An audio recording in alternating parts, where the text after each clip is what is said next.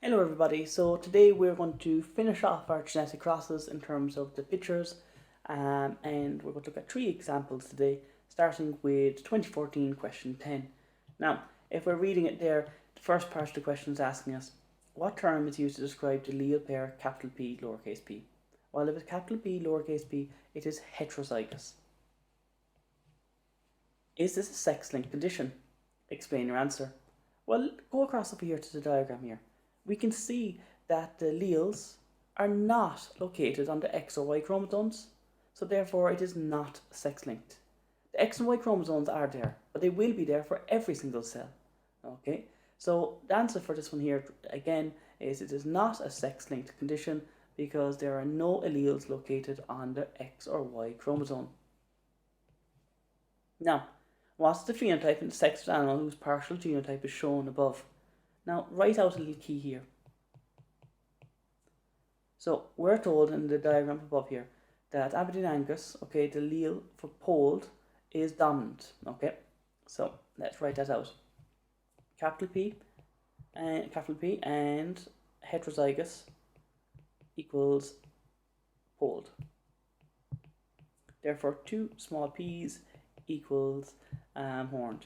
Now, be careful with these because you can see straight away here that we're dealing with p's, and as soon as you have p's in it and similar to s's, where the uppercase letter looks similar to the lowercase letter, you're going to have problems. So exaggerate everything.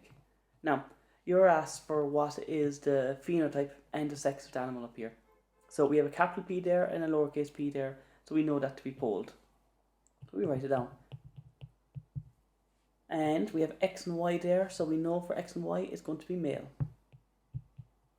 Okay, for cattle. So we have that one answered now. Part 4 was a tricky one, just because students didn't read it correctly. They were asked to draw a diagram, similar to one up above here, okay, which, when crossed with one above, would ensure the production of a polled calf. So let's have a go at that. Okay, we draw a circle like this. We put in our genes there now, and our chromosomes, I should say. And now, if we're ensuring the production of a polled calf, okay, in that case there, we'd have to use two capital P's, homozygous dominant. If you want to ensure anything in terms of genetics, it is either going to be homozygous dominant or homozygous recessive, depending on the traits that you're dealing with. So in this case here, it's going to be a capital P and a capital P. Now, this is what students then did. They went like this. And then they lost marks straight away because the question read, describe an Aberdeen Angus which, when crossed with the one above, would ensure production of a polled calf. So if this is up here as male, if you're crossing something with male, it has to be a female. And we know a female to be a double X. So we get rid of the Y there and we just put in another X. And that's your answer. Okay, so just to be careful with that, guys, to read the question out. Now, part V, the last part of it. Name a group of organisms in which the XY chromosome pair gives rise to a different sex than in cattle. Well, there are three examples that you need to know. Birds, butterflies, and moths. All of their XYs will give a female for birds, butterflies, and moths, the opposites. And for an XX, then for birds, butterflies, and moths, will give a male. So they're the opposites. You need to know three of them. Okay, so we'll give rise to a different sex there. Okay, let's look at the next one. And you can see I actually have some of this filled in already by accident. There, we'll get rid of that. Okay, so 2010 question 2. And this is a tricky enough question, which you were asked to find out percentages for the following year. I actually remembered this. This was the year I did my Leaving Cert. So bringing back some fond memories, shall we say. Okay, so A, I probably got it wrong at the time. So we'll get it right this time though. In the fruit fly, the allele for a full wing is dominant to the allele for a vesicle wing. One parent was homozygous in respect to full wing, and the other parent was heterozygous. What is the percentage chance of the offspring having a full wing? Okay, so we write out our key. So full wing is dominant, so we'll just say two capital F's for that, and a capital F, lowercase f, heterozygous, is going to be full. And two lowercase f's is going to be the other one, which is vestigial. I'm not really sure, but it doesn't matter. Okay, so that's our key there. So we're told that one parent is homozygous in respect to full wing. So if that's the case, that parent has to be two capital Fs, homozygous. Next, the other parent is heterozygous. So we come back here and we just simply fill capital F, lowercase f in here. Now, let's write out the gametes. Well, there's only one type of gamete you can get from this parent, and if we're looking at the other parent, we can get two gametes. So that's f and a lowercase f. Now, instead of writing out a genetic cross for this one here, we can simplify it a little bit here. Okay, we could just combine the two of them like so, Okay, so in this case here, the options we have are capital F, or a capital F, lowercase f. So if that's the case there, we're dealing with something that's heterozygous or something that's homozygous dominant, and we can see for both of these it's going to be full. So no matter what, the offspring will have a full wing. It may be a carrier or it may be homozygous dominant. Let's read the question. The question asks us, what is the percentage chance of obtaining offspring with a full wing?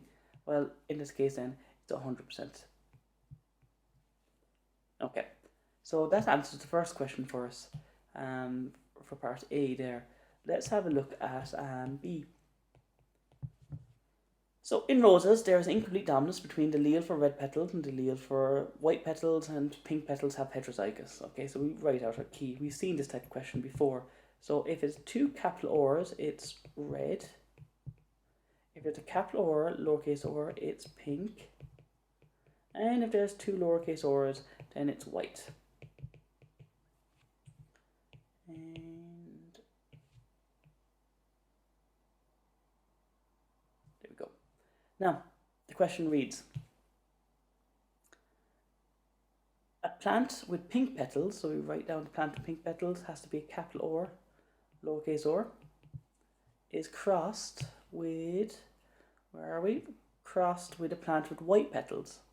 Okay, so we come back down here, we put in our two small r's for white. Okay, write out the gametes. We have two options for this. We have only one option over here. Don't need to write out a cross for this because it's just a monohybrid one. We have two options again. We'll have capital R with a lowercase r, or we'll get two lowercase r's, so homozygous recessive. The question asks, what is the percentage of chance of obtaining offspring with white petals? So it's either going to be pink or white, so it's 50-50, so 50% is our answer for this one.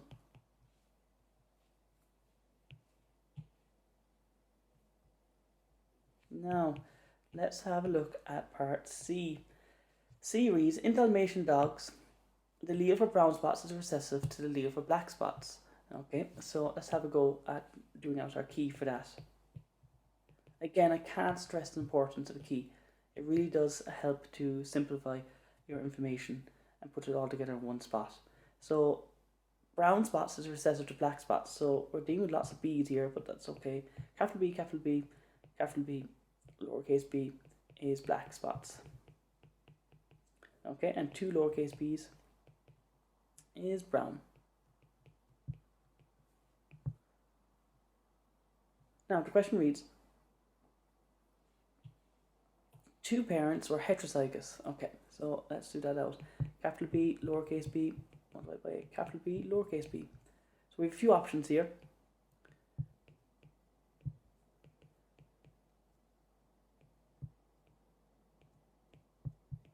Okay, now, because we have four options, which is a little bit more than what we're dealing with already, I recommend you do a cross for this. Okay, so we're just going to do a quick cross there. We're not going to worry too much about it.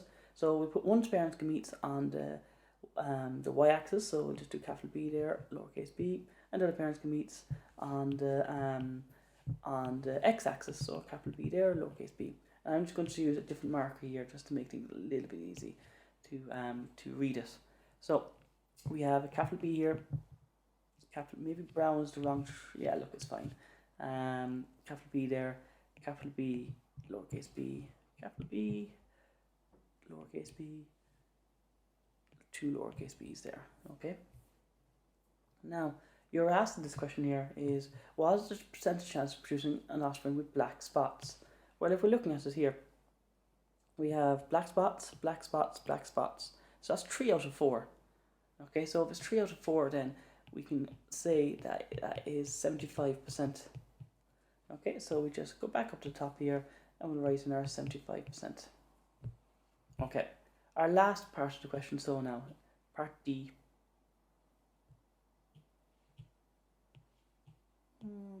Okay, D. Red hair in humans is recessive gene to all other hair colours. A red-haired woman and a black-haired man whose father was red-haired started a family. Okay, let's get out our key again. Our key here. So we've already said red hair is recessive, so we can go back to our B's there for black hair. So capital B, and a capital B, lowercase b is black hair. And 2 lowercase b's is going to be our red hair.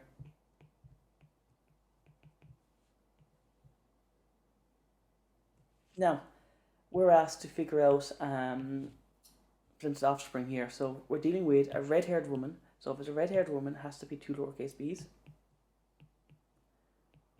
And a black-haired man. Now, we have 2 options for black hair. We can see it's capital B here, homozygous dominant, or it could be heterozygous. So it's hard to know which one to pick. Well, if you read it here, if you continue on, a black-haired man whose own father was red-haired.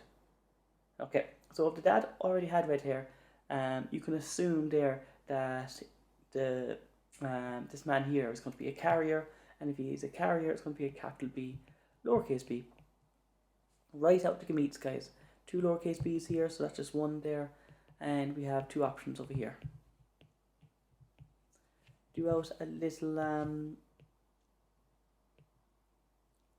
connect the boxes like so, and we have this lowercase b and this capital B here. So it's 1 option, or it could be 2 lowercase b's. So either this case here is going to be either have black hair or the person can have red hair. Let's read the question. What's the chance of obtaining offspring with red hair? Well, in this case here it's 50-50. So we have a 50% chance in this case here. So look, that's our answer for this. Again, I can't stress this. If you just do out your key, you'll be fine. Okay, but if you don't do out a key, you're going to run into problems. Okay, we'll look at one more quickly. So that's 2006 question 12. What is the sex of this individual here? Okay, 2 X's there, so female. How many loci are marked on the diagram? Well, count up each individual letter. So there's 1, 2, 3, 4, 5, 6, 7, 8. There's 8 loci present here. A is linked to B, but not to C. So A and B are linked, but not to C. Is this correct? Yes, it is correct. And explain your answer. Because they are on A and B are on the same chromosome, whereas A and C, or B and C, or whatever, are not on the same chromosome. What term? Oh, sorry, is D, capital D, there linked to lowercase d? The answer is no. They are on separate chromosomes. What term is used to describe the allele pair, capital D, lowercase d? Heterozygous. Now, you were asked to draw a diagram similar to one above, but which A, B, and C are homozygous, and the cell is taken from an individual of the opposite sex. So we quickly do that one there. All you do is you circle like here, opposite sex, so we know it has to be male, so XY. We're dealing with, we have 1 letter on that, so we do a capital D there, and we have them homozygous. So that's A. If we're looking at it here, I'm using the same one, so it doesn't really matter. AB, AB. I just put them all homozygous dominant, but it's up to yourself how you want to do that. And your C's, again, make your C's obvious because uppercase and lowercase are too similar. And that's the opposite sex as well. Okay, so we quickly answered 2006 question 12. We were quick about it because we've already seen pretty much the same type of questions appearing all the time. So look, I hope between these 2 videos for the diagrams for genetic crosses that they'll help you guys, and best of luck with it.